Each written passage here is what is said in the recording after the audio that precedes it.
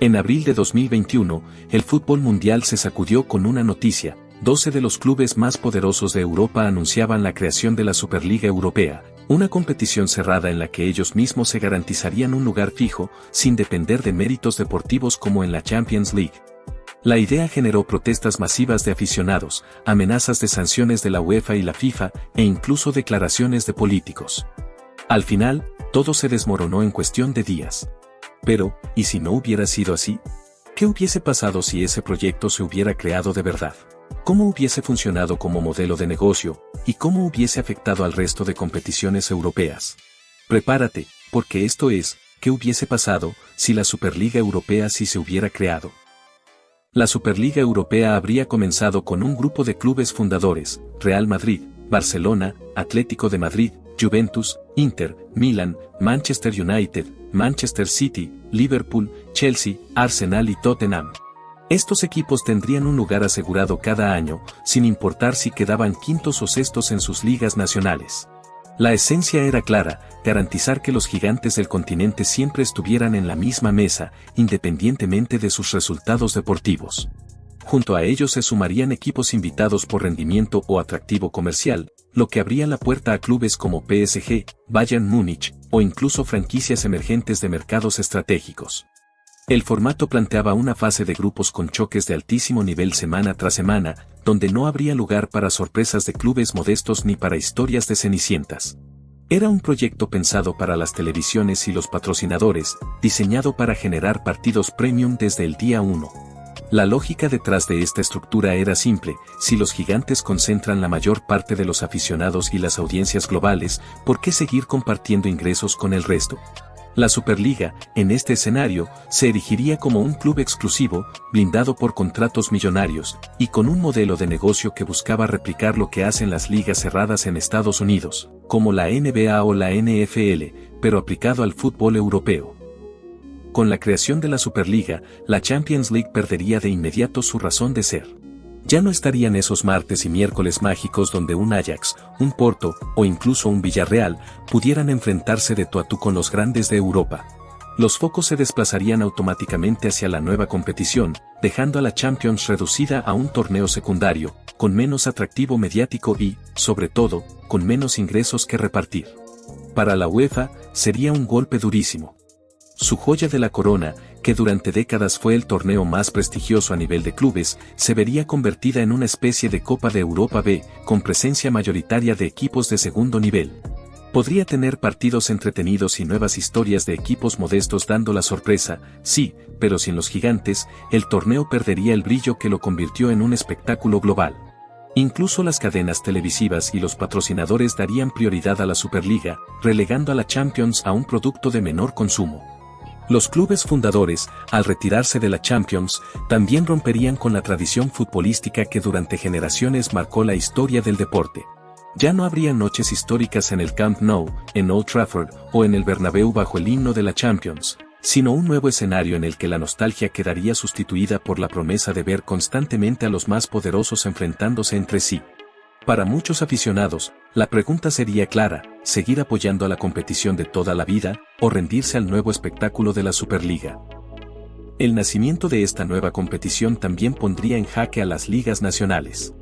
Imaginemos por un momento a la Liga, la Premier League, la Serie A o la Bundesliga, perdiendo a sus equipos más potentes cada fin de semana. Los clásicos como Real Madrid contra Barcelona, el derbi de Manchester o un Inter contra Milan seguirían existiendo, sí, pero ya no serían la prioridad absoluta de esos clubes. Con un calendario saturado de partidos internacionales de alto nivel, los grandes probablemente reservarían a sus figuras para la Superliga, dejando a las ligas locales con versiones alternas de sus equipos, mucho más débiles. Esto afectaría directamente al interés del público. La emoción de seguir una liga donde los gigantes arrasan a media máquina perdería parte de su atractivo, y poco a poco, los aficionados podrían voltear hacia la Superliga como el verdadero campo de batalla. El valor televisivo de las ligas descendería, los estadios no se llenarían como antes, y lo más grave, la brecha entre los clubes ricos y los clubes modestos se ampliaría aún más. Equipos medianos, que vivían de recibir a los grandes en su estadio, sufrirían pérdidas económicas que comprometerían su estabilidad. Con el tiempo, Podría darse un escenario en el que las ligas nacionales quedaran relegadas a simples torneos clasificatorios para copas locales, mientras que la Superliga se convirtiera en la competición que definiera realmente el estatus de un club. El sueño de un modesto de ascender y hacer historia se vería prácticamente sepultado, porque el foco del mundo ya no estaría en las ligas, sino en el escaparate global que acapararía todas las miradas. Con la creación de la Superliga, el mercado de fichajes viviría una auténtica revolución. Los jugadores más talentosos ya no tendrían como máximo objetivo brillar en sus ligas locales o clasificarse a la Champions, el verdadero escaparate estaría en la Superliga. Esto significaría que los grandes clubes tendrían aún más poder para atraer a las jóvenes promesas y a las estrellas consolidadas, porque jugar ahí sería sinónimo de prestigio, exposición mediática y contratos multimillonarios. El resultado sería un efecto dominó. Los equipos fuera de la Superliga se verían forzados a convertirse en clubes formadores, sabiendo que tarde o temprano perderían a sus mejores talentos. El precio de los fichajes se dispararía todavía más y los salarios alcanzarían cifras casi imposibles de imaginar, porque las instituciones que participan en esta liga cerrada tendrían ingresos garantizados y constantes gracias a contratos televisivos globales y patrocinios sin precedentes. Además, las decisiones de los jugadores sobre a qué selección representar también podrían verse influidas. Un futbolista que dispute cada semana partidos de máxima visibilidad en la Superliga, tendría un peso mediático tan grande que podría modificar la percepción de federaciones y patrocinadores. Al mismo tiempo, el resto de equipos europeos y de otras ligas del mundo, tendrían que reinventarse para no quedar completamente eclipsados por esta élite, quizá apostando más fuerte por sus canteras o por mercados alternativos como Sudamérica, Asia o África. La FIFA, desde el inicio, amenazó con sancionar a los jugadores de la Superliga, prohibiéndoles disputar mundiales y competiciones internacionales. Esta postura, en un escenario donde la Superliga se consolidaba, habría provocado un choque de dimensiones históricas. Muchos futbolistas se habrían encontrado en la disyuntiva de elegir entre asegurar su lugar en la competición más lucrativa de clubes o defender los colores de su selección nacional. Algunos, motivados por contratos millonarios y la presión de sus equipos, seguramente habrían priorizado la Superliga, dejando a las selecciones debilitadas para los grandes torneos. Esto habría transformado completamente el panorama de los mundiales y las copas continentales. Las selecciones se verían obligadas a competir sin sus principales estrellas, abriendo la puerta a futbolistas de segundo plano o jóvenes promesas que, en condiciones normales, no habrían tenido tanto protagonismo.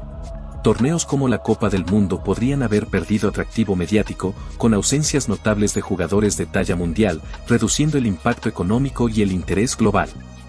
La FIFA, en consecuencia, habría tenido que reinventar sus estrategias de marketing y buscar nuevas narrativas para sostener la relevancia de estas competiciones. Al mismo tiempo, federaciones nacionales, especialmente en Europa y Sudamérica, habrían sentido una presión inmensa. Por un lado, no podían enfrentarse directamente a la FIFA sin arriesgar sanciones, por el otro, dependían de los clubes de la Superliga para la cesión de jugadores. Este conflicto generaría tensiones políticas y diplomáticas dentro del fútbol, con federaciones quizás intentando negociar excepciones o compromisos para no perder del todo a sus figuras. El resultado habría sido un clima constante de incertidumbre en torno a las convocatorias internacionales, donde cada torneo se vería marcado por la duda de quién realmente estaría disponible para representar a su país. Recapitulando un poco, con la Superliga establecida, el mapa del fútbol mundial habría sufrido un reordenamiento radical. Los clubes que no lograron entrar en esta competición habrían pasado a un segundo plano, perdiendo protagonismo en los medios, en los ingresos por patrocinios y hasta en el interés de los aficionados más jóvenes. Las ligas nacionales, antes vistas como el centro de la identidad futbolera de cada país, se convertirían poco a poco en un escenario secundario, casi una fase de clasificación para quienes soñaban con entrar en la élite cerrada de la Superliga. En este nuevo orden, la distancia entre los clubes ricos y los demás se habría ampliado de forma irreversible. Mientras los equipos de la Superliga concentraban las mejores infraestructuras, academias juveniles y mercados de fichajes, los clubes tradicionales fuera de ella tendrían que reinventarse para sobrevivir. Algunos apostarían por convertirse en canteras de talento, formando jugadores que luego serían vendidos a precios elevados, mientras que otros buscarían diferenciarse con proyectos locales o alianzas estratégicas con marcas internacionales. El equilibrio competitivo, tan defendido durante décadas, quedaría fragmentado en un mundo donde ya no existiría un solo fútbol global, sino dos realidades completamente separadas. A nivel cultural, este cambio habría impactado directamente en la manera en que los aficionados se relacionan con el deporte. En muchas ciudades y países, seguir al club local dejaría de ser un símbolo de pertenencia tan fuerte como antes, reemplazado por una identificación con las superpotencias de la Superliga, más cercanas a marcas globales que a instituciones deportivas tradicionales. El fútbol regional perdería parte de su encanto y de sus narrativas históricas, mientras que la Superliga impondría nuevas historias, nuevos clásicos y nuevas rivalidades que, aunque mediáticas, tardarían años en generar la misma pasión que los derbis y enfrentamientos que quedaron relegados a un segundo plano. La Superliga Europea fue presentada como el futuro inevitable, pero en la vida real, fracasó por la presión de los aficionados, los organismos y los propios jugadores. Sin embargo, imaginar un mundo donde si se hubiera creado, nos deja ver lo frágil que es el equilibrio del fútbol. Habríamos pasado de un deporte con espacio para sorpresas y sueños, a un espectáculo cerrado, controlado por unos pocos. Dime en los comentarios, si se hubiese creado la Superliga Europea, ¿crees que habría terminado siendo el futuro inevitable del fútbol, que con el paso de los meses terminaría fracasando? ¿O piensas que habría destruido para siempre la esencia de este deporte? Esto es, Reescribiendo el Fútbol, y nos veremos en el próximo universo alternativo de este deporte.